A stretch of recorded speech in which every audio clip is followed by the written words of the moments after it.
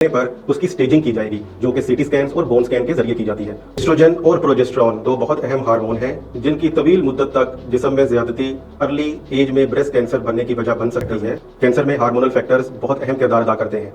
इस कैटेगरी में खवातीन को 40 साल की उम्र से हर साल स्क्रीनिंग मेमोग्राफी करवानी चाहिए। अस्सलाम वालेकुम। हमने नोटिस किया है कि 92% व्यूज़ हमारे पास ऐसे लोगों की तरफ से आते हैं जिन्होंने हमारे चैनल को सब्सक्राइब नहीं किया।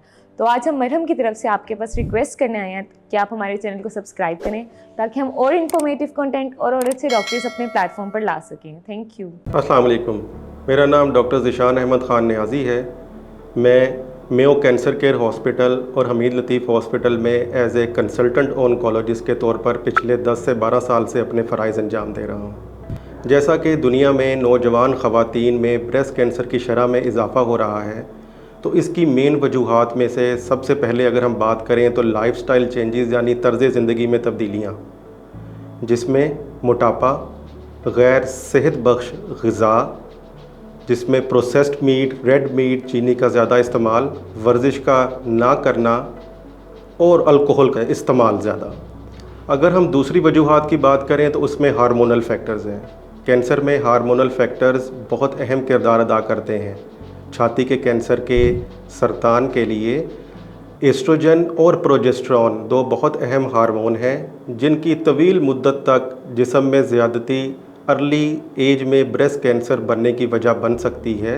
इनकी वजूहात में है अर्ली मिनार्की यानी माहवारी का जल्दी शुरू हो जाना 12 साल की उम्र से पहले, लेट मीनोपॉज यानी माहवारी का देर से बंद होना 55 साल की उम्र या उसके बाद तक माहवारी का जारी रहना, ख़वातीन में हमल का ना होना या बच्चों का लेट उम्र में यानी 30 साल की उम्र के बाद पैदा होना, हार्मोन रिप्लेसमेंट थेरेपी जिसमें ईस्ट्रोजन और प्रोजेस्टेरॉन हार्मोन्स कंबाइन करके दिए जाएं और ओरल कॉन्ट्रासेप्टिव पिल्स।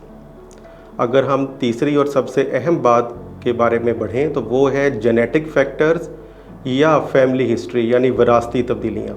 ऐसी ख़वातीन के जिनके अंदर हाई रिस्क जीन्स, जिनमें सबसे मोस्ट इम्पोर्टेंट जीन्स जो हैं वो हैं BRCA1 और BRCA2 जीन्स, अगर वो पाए जाते हों तो अर्ली एजेस में ख़वातीन में ब्रेस्ट कैंसर का रुझान बढ़ जाता है। इसके अलावा अगर कई ख़वातीन के अंदर ब्रेस्ट कैंसर की फैमिली हिस्ट्री यानी उनकी वालदा, बहन, दादी या नानी को ब्रेस्ट कैंसर हो तो उनके अंदर भी अर्ली एज के अंदर ब्रेस्ट कैंसर होने की शरह में इजाफ़ा पाया गया है।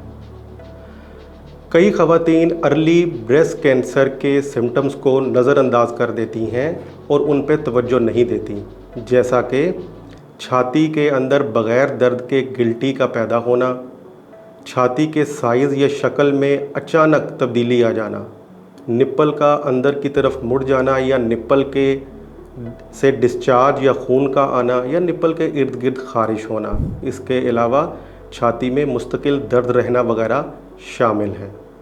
अगर हम स्क्रीनिंग की बात करें तो हम स्क्रीनिंग के लिए ख़वातीन को दो कैटेगरीज़ में डिवाइड करते हैं, एवरेज रिस्क कैटेगरी और high risk category. Average risk category में ख़वातीन को 40 साल की उम्र से हर साल स्क्रीनिंग मेमोग्राफी करवानी चाहिए। जहां हाई रिस्क कैटेगरी की बात आ जाती है तो उसमें वो ख़वातीन हैं कि जिनके अंदर कोई जेनेटिक फैक्टर्स यानी BRCA1, BRCA2 जीन्स पाए जाते हों फैमिली में, फैमिली हिस्ट्री पॉजिटिव हो या उनको अर्ली एज के अंदर छाती पर शुआएँ लगी हों, तो ऐसी ख़वातीन को स्क्रीनिंग 25 से 30 साल की उम्र से स्टार्ट करनी चाहिए। और जो स्क्रीनिंग टेस्ट इस्तेमाल होता है वो MRI ब्रेस्ट या अल्ट्रासाउंड ब्रेस्ट का इस्तेमाल किया जाता है। अगर हम ब्रेस्ट कैंसर की तशख़ीस के बारे में बात करें तो अगर किसी खातून को जो ये मैंने आपको अलामात बताई वो हों तो फ़ौरन अपने डॉक्टर से रजू करें ताकि डॉक्टर आपका कंप्लीट मुआयना कर अगर समझे तो वो कुछ टेस्ट आपको एडवाइज़ करेगा जिसमें मेमोग्राफी या अल्ट्रासाउंड हो सकता है। और अगर मेमोग्राफी और अल्ट्रासाउंड ब्रेस्ट की रिपोर्ट के ऊपर उन्हें कोई शुबा ज़ाहिर हो तो वो बायोप्सी आपको एडवाइज़ करेंगे जिससे तशख़ीस का अमल मुकम्मल होगा। तशख़ीस का अमल मुकम्मल होने पर उसकी स्टेजिंग की जाएगी जो कि CT स्कैन्स और बोन स्कैन के ज़रिए की जाती है और उस स्टेज के मुताबिक मरीज़ का आगे इलाज तजवीज़ किया जाता है। ब्रेस्ट कैंसर की अगर इलाज की बात करें तो ब्रेस्ट कैंसर की सब टाइप के मुताबिक होता है जो कि उसके रिसेप्टर स्टेटस के मुताबिक हो, जिसमें ईस्ट्रोजन रिसेप्टर, प्रोजेस्टेरॉन रिसेप्टर और HER2 रिसेप्टर वगैरह शामिल हैं। और उस मरीज़ की इलाज की नोयत और उसकी इलाज का दौरानिया इस सब टाइप के मुताबिक ऑन्कोलॉजिस्ट तय करता है।